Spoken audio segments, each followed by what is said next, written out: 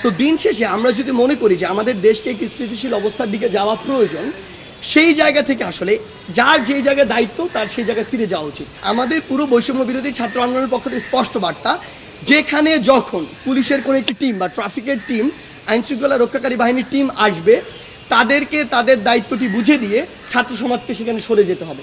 আপনারা যে দায়িত্বটুকু পালন করছেন সেটির জন্য আপনাদের ধন্যবাদ, কিন্তু এটি আপনাদের দায়িত্ব না। আপনাদেরকে তাদের জায়গাটি বুঝিয়ে দিয়ে সরিয়ে যেতে হবে এবং আপনাদেরকে অবশ্যই শিক্ষা প্রতিষ্ঠানে ফিরে যেতে হবে, আপনাদের ক্লাসে ফিরে যেতে হবে, পড়ায় ফিরে যেতে হবে।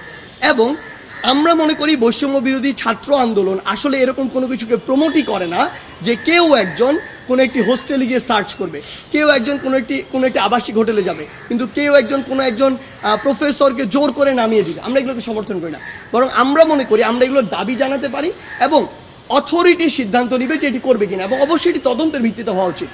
আমি মনে করি, আমি একটি অভিযোগ করলাম যে বাংলাদেশের 64 জন ডিসি এবং এসপিকে পদত্যাগ করাতে হবে, কিন্তু বাংলাদেশের 64 জন ডিসিএসপি যদি করাপ্টেড থাকতো তাহলে বাংলাদেশ চলতো না।